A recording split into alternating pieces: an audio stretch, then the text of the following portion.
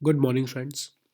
तो prelims booster का हम अपना पहला टॉपिक देखते हैं जो कि है नेताजी सुभाष चंद्र बोस। ठीक है।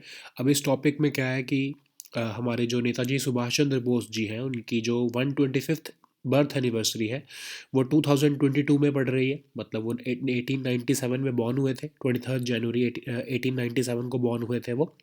तो next year is his 125th birth anniversary. तो उस चीज़ को सेलिब्रेट करने के लिए, कमेमोरेट करने के लिए एक हाई लेवल कमेटी बनाई गई है जो डिसाइड करेगी कि किस तरह से उस बर्थ सेलिब्रेशंस को कंडक्ट किया जाए। ठीक है।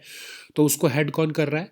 प्राइम मिनिस्टर नरेंद्र मोदी जी जो है उसको हेड करने वाले हैं इस कमेटी को। और ये जो है सारे डिसीजंस लेंगी कि कैसे इसको जो है एक्टिविटीज़ को कैसे प्लान किया जाए। ठीक है। इसके अंदर बहुत सारे डिस्टिंग्विश्ड सिटीजन्स हैं, हिस्टोरियंस हैं, ऑथर्स, एक्सपर्ट्स और फैमिली मेम्बर्स हैं सुभाष चंद्र बोस जी के। और आज़ाद हिंद फौज के भी जो एमिनेंट पर्सन्स हैं जो एसोसिएट रहे हैं उससे, उनको भी इसमें इंक्लूड किया गया है। ठीक है। तो ये आप देख लो। नेताजी सुभाष चंद्र बोस जी के बारे में कुछ जो है फैक्ट्स यहाँ पर शेयर किए मैंने। तो it would not be relevant for me to discuss this the video, but आप इसको पीडीएफ में पढ़ लेना। ऐसा कुछ इसमें नहीं है जो आपको समझ नहीं आएगा। ये आपको सारे मॉडर्न हिस्ट्री में आपने पढ़े ही होंगे और इसको आप देख लेना। ठीक है। तो डेथ के बारे में देख लेते हैं। डेथ ऑफ नेताजी सुभाष चंद्र बोस जी जो है उनकी एक जो डेथ है वो एक मिस्ट्री बनी रही है कि वो कैसे मरे। ठीक है। तो एक जो है वो कहा जाता है कि एक प्लेन क्रैश से उनकी डेथ हुई है ताइवान में, जिसको रिपब्लिक ऑफ चाइना भी कहते हैं हम। तो वहाँ पर उनकी 1945 में डेथ हुई थी उनकी प्लेन क्रैश में। लेकिन बहुत से इंडियंस ने कहा कि नहीं, ऐसा नहीं हुआ है। इस इंसिडेंट को वो बिलीव करने में से डिनाई करते हैं कि ऐसा कोई एक्सीडेंट नहीं हुआ है। बहुत सी इंक्वायरी कमेटीज़ भी बनाई गई और आज तक वो है बता नहीं पाई कि किस तरह से उनकी डेथ हुई है और वो क्या प्लेन क्रैश जो है वो सही था या कुछ ये एक तरह से एक कॉन्स्पिरेसी थ्योरीज चलती रहती है इसके ऊपर। ठीक है। तो जो ब्रिटिश गवर्नमेंट थी उन्होंने उस टाइम पर फिगेस रिपोर्ट निकाली थी और जो शाहनवाज कमेटी की रिपोर्ट थी, उन दोनों ने बोला कि यस, जो नेताजी थे उनकी डेथ ताइवान में उस प्लेन क्रैश में हुई थी। इवन खोसला कमीशन जो था 1970 में जिसको बनाया गया था, उसने भी यही बोला कि yes that plane crash actually जो है इट किल्ड नेताजी सुभाष चंद्र बोस जी। लेकिन जो एक मुखर्जी कमीशन 2005 में जिसकी रिपोर्ट आई थी, उसने कहा कि बोस की जो डेथ है, जो नेताजी की डेथ है, उसको कोई भी एविडेंस जो है वो प्रूव नहीं करता कि सच में बोस बोस की डेथ हुई थी। ठीक है। लेकिन इस रिपोर्ट को उस टाइम की गवर्नमेंट, यूपीए गवर्नमेंट ने इसको रिजेक्ट कर दिया कि ये रिपोर्ट को हम नहीं मानते, इसके जो है रिकमेंडेशंस या इसकी जो ऑब्जर्वेशंस थी उसको माना नहीं गया। ठीक है। तो हम नेक्स्ट टॉपिक देखते हैं, वो है क्वांटम इंटेंगलमेंट। तो क्वांटम इंटेंगलमेंट टॉपिक क्यों न्यूज़ में है? लास्ट ईयर जो है वो फाइनेंस मिनिस्टर ऑफ इंडिया ने प्रपोज किया था कि वो क्वांटम साइंस और टेक्नोलॉजी को जो है वो डेवलप करना चाहते हैं इंडिया में। तो उसके लिए 8,000 करोड़ रुपए का बजट उन्होंने सैंक्शन किया था एक तरह से। ठीक है। और एक national mission on quantum technology and applications जो है उसको बनाया जा रहा है और शायद कुछ टाइम में वो जो है वो उसको अप्रूवल मिल जाएगा। तो पहली बात तो क्वांटम टेक्नोलॉजी है क्या? ठीक है, थोड़ा सा आपको बेसिक सा एक ओवरव्यू दे देता हूँ। क्वांटम मीन्स मतलब बहुत ही छोटे जो नैनो पार्टिकल्स, जैसे एटम्स, फोटॉन्स, प्रोटॉन्स, जो ये बहुत छोटे जो पार्टिकल्स हैं, इनके साथ जो साइंस डील करती है उसको हम कहते हैं क्वांटम टेक्नोलॉजी। अब क्वांटम कंप्यूटिंग इसमें ऐसे ही सोच लो कि उसमें भी हम छोटे जो कैलकुलेशंस हैं उसके साथ डील करते हैं। ठीक है। अब आपको पता होगा कि वन और टू, ये आपको पता होगा, जो जैसे जो साइंस बैकग्राउंड के हैं या जो कंप्यूटर साइंस वाले, उनको पता होगा कि जो कंप्यूटर है वो हमारे से बाइनरी कोड्स में ही जो है वो कम्युनिकेट करता है। ठीक है। या उसको वन पता है या उसको ज़ीरो पता है, लेकिन उसको 0.1 नहीं पता है। ठीक है। वन और ज़ीरो और वन के बीच में क्या होता है? 0.1 होता है, 0.2, 0.3, 0.4, 0.5, ऐसे अनटिल 0.9 के बाद वन आ जाता है। ठीक है। और ऐसे ही 0 और 0.1 के बीच में भी बहुत सारे फिगर्स होते हैं, मतलब 0.001, आई मीन 0.01, 0.02, 0.03। ठीक है। ऐसे 0.09, फिर उसके बाद 0.1 आ जाता है। तो मतलब जितनी आप छोटी करते रहोगे जो है कैलकुलेशन को, वो कंप्यूटेशन एक तरह से जो कैलकुलेशन उसको हम कहेंगे क्वांटम कंप्यूटिंग, कि कैलकुलेट कैसे करोगे कि 0.0000000 इन पता नहीं कितने लाखों वन से ले को मल्टीप्लाई करें हम, अगर 0.0000 पता नहीं कितने, तो ऐसे ये बहुत जो छोटी कैलकुलेशंस है, अगर उसके अंदर कोई जो है कंप्यूटिंग हो रही है तो उसको हम कहते हैं क्वांटम कंप्यूटिंग। ठीक है, तो क्वांटम से मतलब बेसिक आपका मीनिंग क्या है, छोटी चीज़ों की जो बहुत ही माइन्यूट, जो कि अगर आप साइंस की बात करो तो जो विजिबल नहीं है नेकेड आई से, उसके बारे में जो साइंस है, बहुत ही छोटी, जो एटम्स के लेवल पर या मॉलिक्यूल्स, मॉलिक्यूल्स तो स्टिल बड़े हो गए, बट एटम्स के लेवल पर जो, या फिर फोटॉन्स प्रोटॉन्स, इन सब के लेवल पर जो चीज़ें हैं उनको हम कहते हैं क्वांटम। ठीक है, अब ये क्वांटम जो है वो पार्टिकल्स भी होते हैं, तो ये भी बहुत छोटे होते हैं। ठीक है, तो इसकी जो साइंस रिलेटेड के ऊपर जितनी भी रिसर्च चाहिए उसके लिए हम जो है क्वांटम साइंस एंड टेक्नोलॉजी के लिए को डेवलप करने के लिए हमने एक मिशन बना रहे हैं। और इसकी एप्लीकेशंस कहाँ कहाँ हो सकती हैं, क्यों हम ये करना चाह रहे हैं, इसकी एप्लीकेशन सिक्योर कम्युनिकेशन में हो सकती है और फास्ट कंप्यूटिंग में। अब सिक्योर कम्युनिकेशन में कैसे हो सकती है, देखो अगर आप मैसेज 1 और 2 में भेज रहे हो तो ये प्रेडिक्टेबल है कि अगर मुझे आपका कोई मैसेज डिकोड करना है, आपने मुझे बोला, आपने कुछ कम्युनिकेशन सेंड करी मुझे पासवर्ड रखने के लिए कि 1 से लेके 5 के बीच में कोई पासवर्ड रखा है मैंने, आपने, ठीक है, तो मैं फिर भी इजीली उसको गैस कर सकता हूँ कि यस शायद ये 1 हो सकता है, 1 पॉइंट आई मीन 2 हो सकता है, 3 हो सकता है, 4 हो सकता है, 5 हो सकता है, कुछ भी, मतलब ये 5 जो है इसको आगे पीछे करके मैं फिर भी जो है इसको बता सकता हूँ। ठीक है, लेकिन अगर आप क्वांटम टेक्नोलॉजी का यूज़ करो, मतलब आप 1 से लेके 2 के बीच में ही अनलिमिटेड नंबर्स होंगे, 1.000000001, 1.001234567 ऐसे एक बहुत से नंबर्स होंगे। तो क्वांटम अगर कंप्यूटिंग का यूज़ करके आपने कम्युनिकेशन की है तो वो उसकी जो है वो अनलिमिटेड हो जाती है, उसकी कोई सीमा ही नहीं रहती है। ठीक है, तो वो एक तरह से इन्फिनिटी तक चला जाता है। तो उसके अंदर अगर हम कोई कोडिंग करें तो उससे जो कम्युनिकेशन करेंगे दो जो प्लेटफॉर्म्स, तो वो कम्युनिकेशन कितनी ज़्यादा सिक्योर होगी एज़ कम्पेयर टू जो आप हमारे यूजुअल 1 2 3 4 5 होते हैं, पासवर्ड एट 1 2 3 4 5 जो हमारे जो पासवर्ड्स होते हैं, तो as compare to that this communication will be very secure. ठीक है, फास्ट कंप्यूटिंग होगी, जैसे मैंने आपको बताया, अगर कंप्यूटिंग जो है हमारी कैलकुलेशंस जो है वो उस हमारे कंप्यूटर्स को आ जाए कि 1 और 0 के अलावा वो और इसके बीच के जो नंबर्स हैं वो भी पूरे वो कैलकुलेट करना सीख ले, तो कंप्यूटिंग भी कितनी ज़्यादा फास्ट हो जाएगी, हमारे प्रोसेसिंग वगैरह हर चीज़ जो है वो अनलिमिटेड स्पीड पर हो जाएगी। ठीक है, अब इसके अंदर ही ना एक टॉपिक आता है क्वांटम एंटेंगलमेंट। अभी क्वांटम एंटेंगलमेंट क्या चीज़ है कि दो इंडिविजुअल पार्टिकल्स, ठीक है, क्वांटम पार्टिकल्स, आप जैसे इसमें फोटॉन्स ले सकते हो। ठीक है, कि दो फोटॉन्स जो है उसको एंटेंगलमेंट की एक प्रॉपर्टी है उनकी, उन दोनों की प्रॉपर्टी है कि अगर उन दोनों को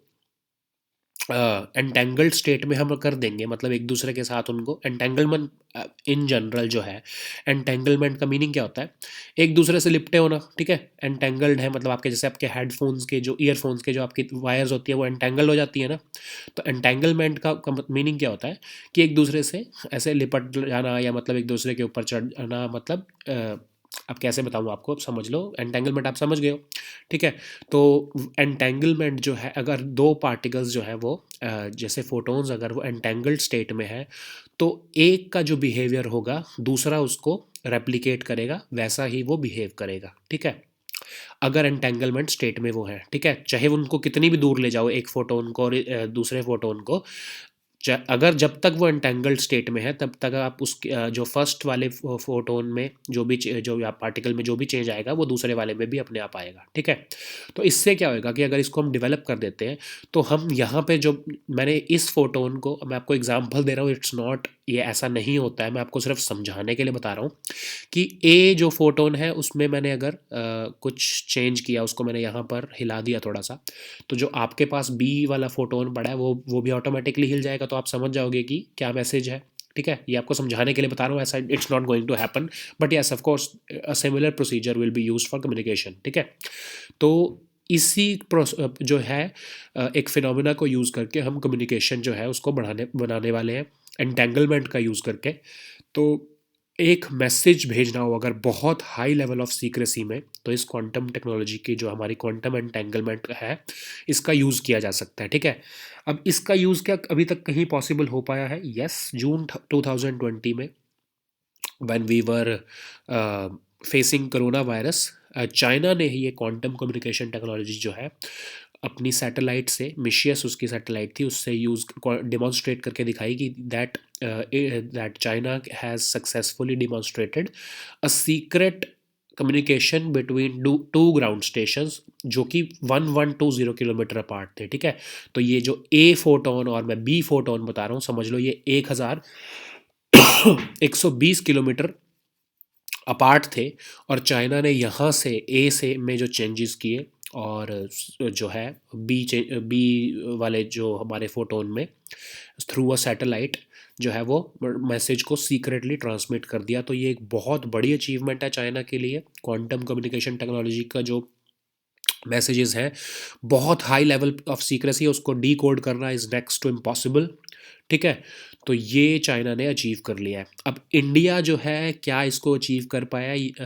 ऑफ कोर्स अभी तक तो हमने इसको मिशन शुरू नहीं किया, बट वी आर स्टिल जो है हम इस पे बहुत अच्छी प्रोग्रेस कर रहे हैं।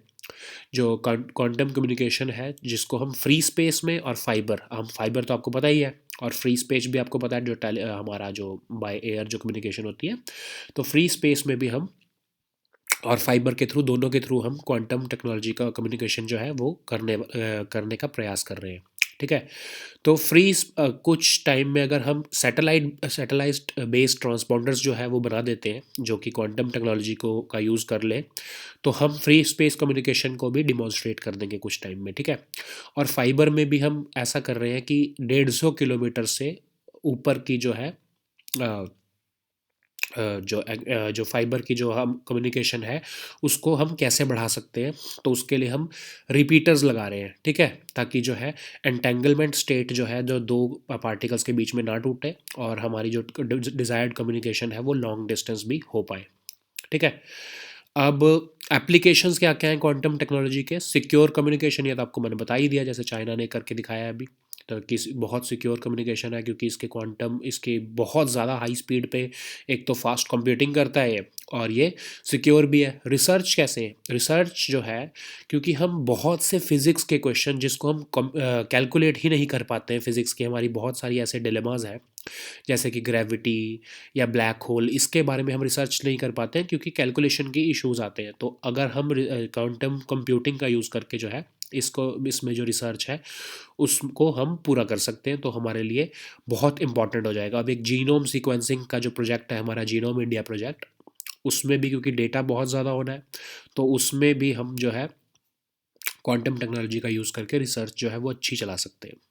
डिज़ास्टर मैनेजमेंट में कैसे हेल्प मिलेगी? बिकॉज जो डेटा जितना भी इमेंस अमाउंट का डेटा जो कलेक्ट होगा क्लाइमेट चेंज के ऊपर, तो वो डेटा जो है उसको हम स्ट्रीमलाइन करके हम जो अपनी डिज़ास्टर जो आने वाले डिज़ास्टर्स हैं उसको प्रेडिक्ट कर सकते हैं, और उसको हम मैनेज अच्छे से कर सकते हैं। फार्मास्यूटिकल इंडस्ट्री में भी, क्योंकि ऐसे बहुत से ऐसे मॉलिक्यूल रिलेटेड प्रोसेसेस हैं जिसके रिसर्च में हमको अभी बहुत, क्योंकि कैलकुलेशंस वगैरह में या बहुत टाइम लग जाता है, 10-10 साल लग जाते हैं साइंटिस्ट को उसको जो है डिस्कवर करने में मॉलिक्यूल्स को, because of so much calculation और ऑल। अब अगर हम क्वांटम टेक्नोलॉजी को डेवलप कर लेते हैं, तो वो इन अ मैटर, जो वो सारी जो है प्रोसीजर, वो in a matter of few days complete हो जाएगा, ठीक है। तो ये एप्लीकेशंस इसकी आप याद रखना। ये एक बहुत हॉट टॉपिक है क्वांटम टेक्नोलॉजी, आपको बार बार दिखेगा, कभी राज्यसभा टीवी की डिबेट में, कभी आपको इसके ऊपर आर्टिकल्स भी मिल जाएंगे। ये एक India is moving ahead for this technology. Quantum technology जो है इसकी तरफ हम मूव कर रहे हैं। आने वाले टाइम में आपको, जैसा मैंने बताया, कि एक मिशन भी आने वाला है, तो इसके बारे में आप जितनी भी आपको जानकारी मिले उसके ऊपर आप न्यूज़ जो है उसके ऊपर आप नज़र रखना। It's a very important topic for you in the terms of science and technology. तो नेक्स्ट टॉपिक हमारा है प्ली ऑन कन्फेशंस। अब आपको कन्फेशंस पता है ना, क्रिश्चियनिटी के एक जो है हमारे चर्च में होता है कि जो कन्फेशन का एक हमारा एक ट्रेडिशन है इसमें, जो क्रिश्चियनिटी को प्रैक्टिस करते हैं जो लोग, तो वो चर्च में क्या होता है कि जो उनके जो उनकी जिनको हम प्रीस्ट कहते हैं, तो वो उनके पास जाके कन्फेस कर सकते हैं जो चर्च गोअर्स होते हैं, ठीक है। तो अब जो 5 विमेन है वो सुप्रीम कोर्ट मूव हुई हैं कि उनको जो ये सैक्रामेंटल कन्फेशन जिनको हम कहते हैं जो है वो कंपलसरी प्रैक्टिस बना दिया गया है केरला में कुछ चर्चेज़ में। तो आई मीन ये पहले से ही है वहाँ पर कि कंपलसरीली करना ही पड़ता है, कन्फेशन करने ही पड़ते हैं, ठीक है। तो ये 5 जो विमेन हैं इन्होंने कहा है कि this compulsory action violates their fundamental right to freedom of religion under the article 25 of constitution, ठीक है। तो केस ये क्या है थोड़ा सा देख लेते हैं। जो मलंकारा ऑर्थोडॉक्स सीरियन चर्च है वहाँ पर कंपलसरी है सैक्रामेंटल कन्फेशंस, मतलब जो पर्सन जो बिलीवर है उसको चर्च में जाके अपनी मटेरियल या स्पिरिचुअल जो है जो कन्फेशंस वो करने ही पड़ते हैं, आपको बताना ही पड़ता है, ठीक है। और वो क्योंकि कंपलसरी है तो they have to make payment of money also, ठीक है। तो ये कंपलसरी है, अगर आपको चर्च में आना है और अगर आपने कोई गलती करी है या कुछ भी आपको कन्फेस करना है तो आपको करना ही पड़ेगा, आप उसको छुपा नहीं सकते और उसके लिए आपको पैसे भी देने पड़ेंगे, ठीक है। तो इसके अगेंस्ट जो है वो जो विमेन पटिशनर्स है वो सुप्रीम कोर्ट में मूव हुई हैं और सुप्रीम कोर्ट ने was initially very reluctant to accept this case because of the nuances of religion in this case, but yes of course now the Supreme Court has accepted the petitions on behalf of these women, and senior advocate Mukul Rohatgi is appearing for them. और ये case जो है वो कह रहे हैं जो इनके आई मीन जो इनके एडवोकेट है Mukul Rohatgi, he is saying that these forced confessions violate the right to privacy of their petitioners. मतलब ये 5 विमेन जो है ये कह रही हैं कि हमारे जो राइट टू प्रिवेसी है ये वायलेट होता है फोर्स्ड कन्फेशंस की वजह से, ठीक है। तो अब इसमें क्या होता है कि क्योंकि फोर्स्ड कन्फेशंस है तो कई बार ऐसे केसेस भी देखे गए हैं कि जिसमें सेक्सुअल एक्सप्लॉयटेशन ऑफ विमेन होती है या फिर ब्लैकमेलिंग होती है। तो एक राइट टू प्रिवेसी की वायलेशन हो रही है, लिबर्टी की जो है, और डिग्निटी ऑफ विमेन की भी इसमें बात हो रही है। तो ये पैरिशनर्स कौन होते हैं? जो चर्च गोअर्स होते हैं, जो रेगुलरली चर्च जाते हैं, जो चर्च में बिलीव करते हैं, उनको हम पैरिशनर कहते हैं। तो ये इनकी डिमांड है कि इसको आप प्रैक्टिस को बंद करवाओ और जो है ये सैक्रामेंटल कन्फेशंस जो कंपलसरी हैं इसको आप बंद करवाओ, ठीक है। तो let's see, will keep an I over this development and will see what happens in the court. So anyway, impeachment of US president, ये एक बहुत हॉट टॉपिक चल रहा है आजकल। तो सबसे पहले इसमें आपको पता क्या होना चाहिए कि impeachment of US president is not equal to impeachment of Indian president, ठीक है। इंडिया के केस में impeachment of president of India means removal of president of India, लेकिन यूएस के केस में यूएस प्रेसिडेंट का impeachment does not mean removal of the president, ठीक है। ये एक बहुत बड़ी मिसकंसेप्शन है जो हमारे दिमाग में है, शुरू से है, आपको भी पता होगा कि हम इम्पीचमेंट वर्ड सोचते हैं तो हम सोचते हैं कि यूएस प्रेसिडेंट को निकालने की बात कर रहे हैं, ठीक है। क्योंकि इंडिया के केस में ऐसा होता है कि अगर प्रेसिडेंट इज इम्पीच्ड तो इसका मतलब उनका रिमूवल हो गया। लेकिन इम्पीचमेंट ऑफ यूएस प्रेसिडेंट वहाँ के कॉन्स्टिट्यूशन के हिसाब से सिर्फ इतनी सी एक चीज़ है कि वहाँ का जो हाउस ऑफ रिप्रेजेंटेटिव्स है, हाउस ऑफ रिप्रेजेंटेटिव्स कौन सा होता है, जैसे जो हमारी लोकसभा है, वहाँ पर अगर जो लोअर चैम्बर ऑफ कांग्रेस, मतलब वहाँ की जो लोअर हाउस है, जो वहाँ का जैसे हमारे इधर लोकसभा है जैसे, तो अगर वो एक ऐसा रेजोल्यूशन पास कर देता है इम्पीचमेंट का, तो जो है ये प्रूव हो जाता है बस कि जो प्रेसिडेंट है वो किसी हाई क्राइम या फिर मिसडिमिनर में जो है वो एंगेज था, ठीक है। बस एक तरह से समझ लो एक क्रिमिनल केस एक प्रूव हो जाता है प्रेसिडेंट ऑफ यूएस के ऊपर, उनका रिमूवल नहीं होता है, ठीक है। अगर रिमूवल करना है यूएस प्रेसिडेंट का तो वो कौन कर सकता है? तो यूएस की सेनेट है, जो कि उनका जो है अपर हाउस है, ठीक है। Upper house of Congress, Congress वहाँ की पार्लियामेंट को कहते हैं हम, ठीक है। तो कॉन्स्टिट्यूशन जो है वो रिक्वायर करता है कि जो अपर हाउस है यूएस कांग्रेस का, जो सेनेट है, वहाँ पर 2/3 जो है वोटिंग होगी जब अगेंस्ट द यूएस प्रेसिडेंट, तभी उनको रिमूव किया जा सकता है, ठीक है। इम्पीचमेंट नहीं है ये, इम्पीचमेंट तो सिर्फ हाउस जो लोअर हाउस में जो है वो उनके ऊपर चार्जेस फ्रेम करता है या करती है इम्पीचमेंट, उसको हम सिर्फ इम्पीचमेंट कहते हैं। अगर रिमूवल करना हो तो जो सेनेट है वहाँ पर 2/3 वोट से उनका रिमूवल कर सकती है, ठीक है। अब क्योंकि ये प्रेसिडेंट ट्रम्प के ऊपर बात चल रही है, तो क्या उनको फ्यूचर में भी वो प्रेसिडेंट के इलेक्शंस में खड़े ना हो सके उसके लिए भी उनको डिस्क्वालीफाई किया जा सकता है? यस, किया जा सकता है। अगर सिंपल मेजॉरिटी से वहाँ की सेनेट ये पास कर दे कि president Trump will not be holding future office any more, ठीक है। तो इसके लिए सिर्फ सिंपल मेजॉरिटी चाहिए, ठीक है। वो भी सेनेट की, हाउस ऑफ रिप्रेजेंटेटिव्स नहीं, सिर्फ सेनेट की एक मेजॉरिटी चाहिए। और ये बाद में भी कर सकते हैं, मतलब कि जब president Trump remits his office, मतलब वो अपने ऑफिस को छोड़ देते हैं, मतलब जब वो प्रेसिडेंट नहीं रहते हैं, तब भी जो सेनेट है वो ये एक तरह से रेजोल्यूशन पास कर सकती है सिंपल मेजॉरिटी से कि नो प्रेसिडेंट, जो ये इंडिविजुअल हैं जो डोनाल्ड ट्रम्प है, he will not be eligible to hold the office of hold the office of president of the United States in the future, ठीक है। अब क्या प्रेसिडेंट ट्रम्प को जो है वो इम्पीच किया जा सकता है जब वो प्रेसिडेंट ना रहें, ठीक है। तो प्रेसिडेंट ट्रम्प को ये कह रहे हैं कि प्रेसिडेंट ट्रम्प को इम्पीचमेंट बाद में भी की जा सकती है जब वो चाहे ऑफिस से जा भी चुके हो, ठीक है, मतलब जब वो प्रेसिडेंट ना भी रहे हो। तो क्योंकि हम आपको पता है कि जो ट्रम्प है, प्रेसिडेंट ट्रम्प है, हम उनकी जब इम्पीचमेंट की बात कर रहे हैं तो एक तरह से सिर्फ उनके ऊपर चार्जेस फ्रेम करने की बात कर रहे हैं हम। तो हाउस ऑफ रिप्रेजेंटेटिव्स में जैसे कि है, अगर वोट हो जाए कि जो इंडिविजुअल है, क्योंकि जब वो प्रेसिडेंट नहीं रहेंगे तो मैं इसलिए उनको ये यूज़ कर रहा हूँ कि डोनाल्ड ट्रम्प, कि जो ये इंडिविजुअल है डोनाल्ड ट्रम्प जी, इनके ऊपर ये चार्जेस फ्रेम होते हैं, तो this person has been impeached, ठीक है। तो उनके ऊपर हम चार्जेस जो है वो फ्रेम कर सकते हैं ऐसे, ठीक है।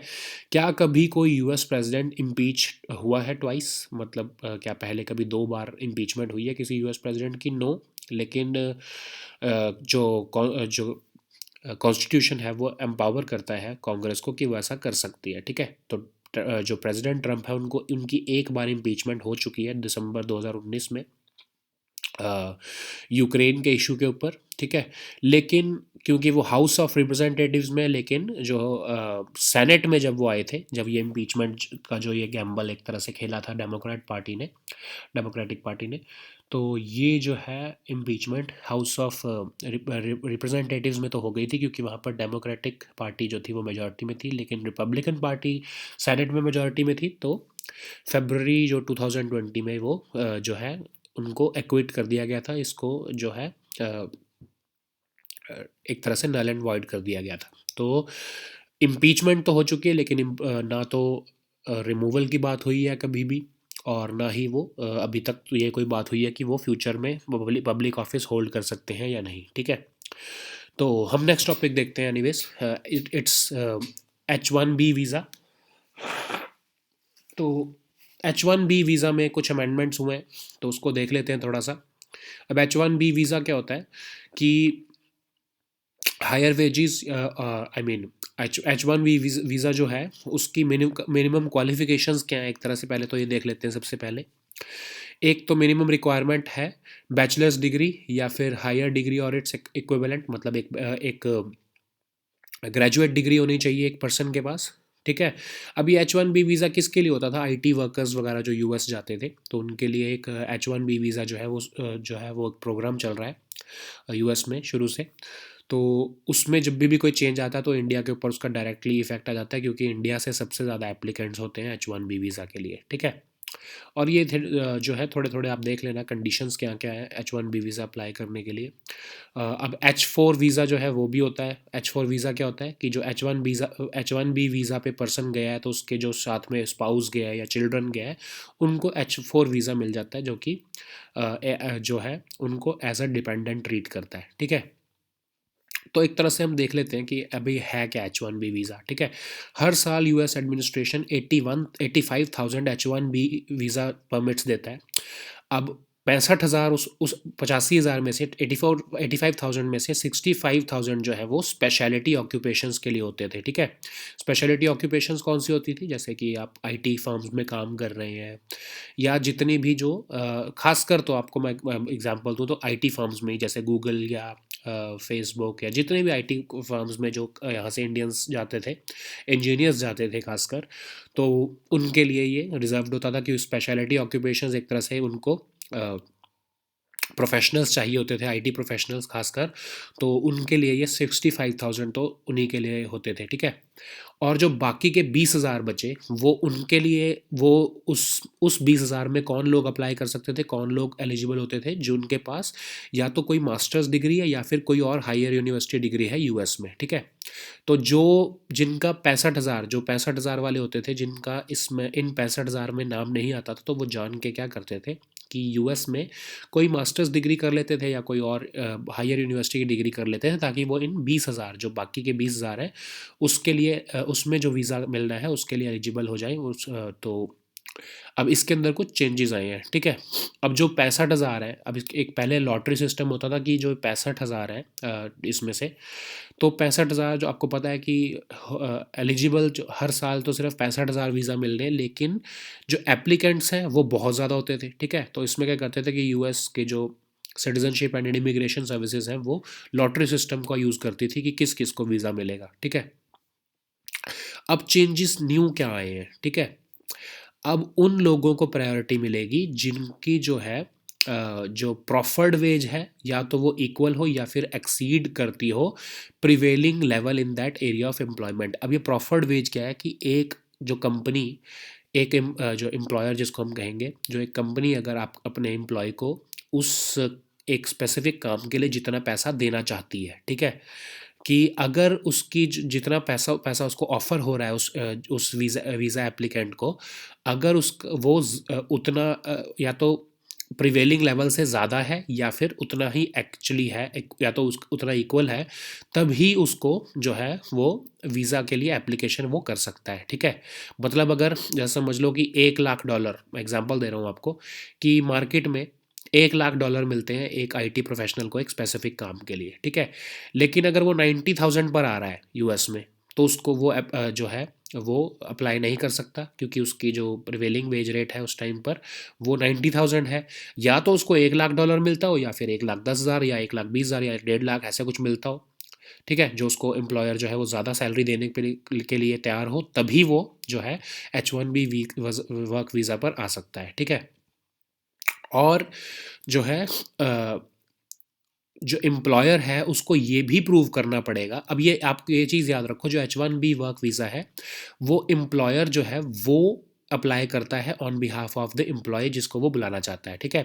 और इस अब न्यू चेंज में एम्प्लॉयर को ये भी बताना पड़ेगा कि वो इतनी ज़्यादा सैलरी जो है वो एम्प्लॉय को अपने क्यों दे रहा है, जबकि सेम कॉस्ट पे एक यूएस वर्कर को वो एम्प्लॉय कर सकता है कि नहीं, ठीक है।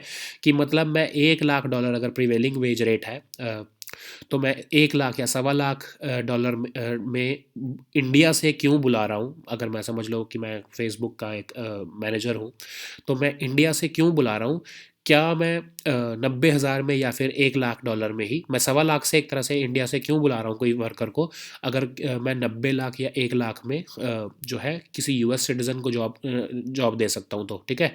तो एम्प्लॉयर को ये प्रूव करना पड़ेगा कि नहीं, 1,25,000 में उसको मैं इसलिए बुला रहा हूँ क्योंकि उसमें कुछ एक्स्ट्रा स्किल्स हैं, ठीक है। तो वो एक्स्ट्रा स्किल्स जो हैं वो प्रूव करने पड़ेंगे उस एम्प्लॉयर को, कि जिस जो एम्प्लॉयर बाहर से फॉरेन वर्कर्स को अपनी कंपनी में बुलाना चाहता है, ठीक है। तो ये थोड़े से चेंजेस हैं H1B वर्क वीज़ा में।